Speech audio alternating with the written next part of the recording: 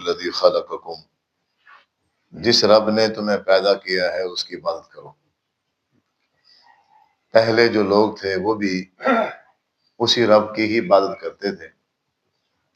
لعلکم تتقون، تاکہ تم متقی بن جاؤ۔ اللہ تبارک و تعالی نے انسان کے ذمے جتنی بھی عبادات لگائی ہیں، تمام عبادات کا جو مقصد ہے وہ تقوی ہے۔ اللہ تعالیٰ نے ارشاد فرمایا یا ایھا الذین آمنوا کتب علیکم الصیام کما کتب علی الذین من قبلکم لعلکم تتقون، روزے رکھو شاید متقی بن جاؤ، زکوٰۃ دو شاید متقی بن جاؤ۔ جو مرضی آپ عبادت اٹھا کے دیکھ لیں، تقوی ہی ملے گا۔ پتہ ایسے چلتا ہے کہ اللہ تبارک و تعالیٰ کو جو چیز مقصود ہے وہ تقوی ہے۔ اگر ہم میں سے کسی کے بندے کے پاس اعمال کے انبار ہیں، اعمال کے پہاڑ ہیں، لیکن ان اعمالوں میں تقوی نہیں،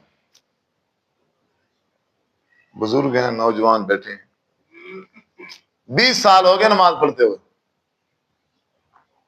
بابا جی 30 سال سے ماشاءاللہ 5 وقت کی نماز پڑھتے ہیں، لیکن 30 سالوں میں تقوی نام کی کوئی چیز نہیں۔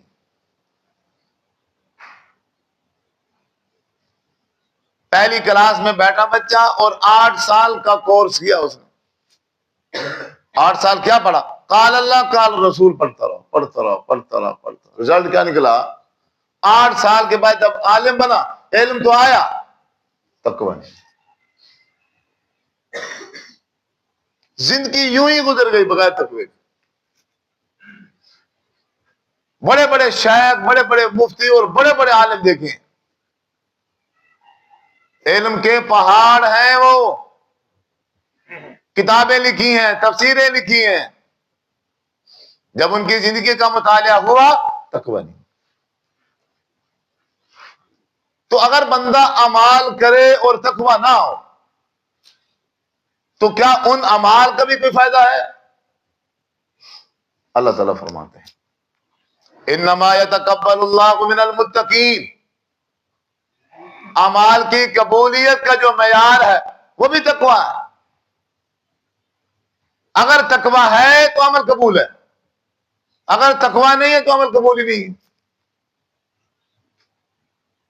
تقوی وہ چیز ہے، ہم میں سے اکثر ساتھی پریشان ہوتے ہیں اور وظیفے پوچھتے رہتے ہیں، اور جی رزق نہیں بڑھ رہا، غربت ہے، پریشانی ہے، فلاں ہو گیا، جی مولوی صاحب کوئی وظیفہ بتا دو۔ ہاں جی رزق کے انبار لگ گئے، بڑی پریشانی ہے، بڑا دکھ ہے، حالات خراب ہیں، پتہ نہیں پریشانیاں جانے کا نام ہی نہیں لیتی، کوئی وظیفہ بتا دو۔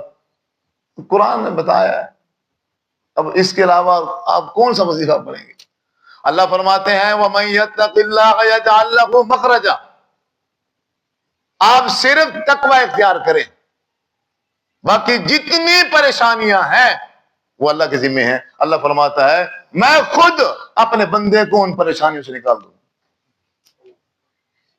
بعض اوقات انسان پہ ایسی مصیبت اور پریشانی آ جاتی ہے، بظاہر ایسے لگ رہا ہوتا ہے پتہ نہیں میں کیسے نکلوں گا، کب نکلوں گا، لیکن اللہ کہتا ہے بس تو تقوی اختیار کر، نکالنا اللہ فرماتا میرے کو۔ رزق بڑھانے کے وظیفے نہیں ہوتے، رزق بڑھانے کے وظیفے نہیں ہوتے۔ وَمَن يَتَّقِ اللَّهَ يَجْعَل لَّهُ مَخْرَجًا وَيَرْزُقْهُ مِنْ حَيْثُ لَا يَحْتَسِبُ۔ تقوی اختیار اگر بندہ کر لے، اگر بندہ تقوی اختیار کر لے، اللہ بغیر حساب رزق عطا کر دیتا ہے۔ سوال ہے کہ تقوی کیا ہے؟ آخری بات میں اپنی بات ختم کرتا ہوں۔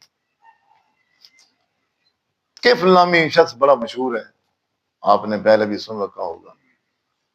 وہ بیچاری مجبور خاتون، مجبور عورت، اس نے پیسے لے لیے، زنا کی دعوت ہو گئی، ٹائم مقرر ہو گیا، المختصر اب وہ زنا کا وقت ہے، کیف نامی شخص بھی موجود ہے اور وہ عورت بھی موجود ہے، اب اس نے زنا کے لیے اس کو لٹا لیا.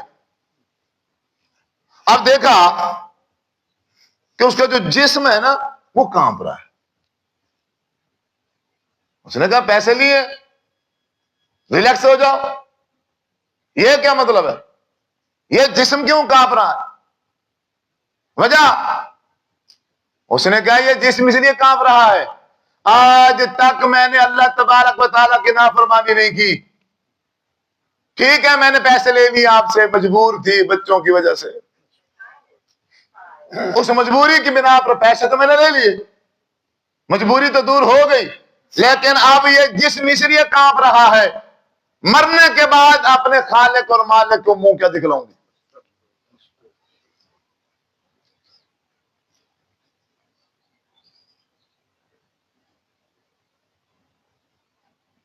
ہم اپنے آپ کو عالم کہتے ہیں, پتہ نہیں کیا کچھ کہتے ہیں. اللہ اور اس کے رسول کی نافرمانی کرتے ہو کبھی جسم کانپا ہے؟ یہ کبھی کسی کے جسم پر طاری ہوئی نہیں ہوئی تو پھر کیا ہے؟ کچھ بھی نہیں.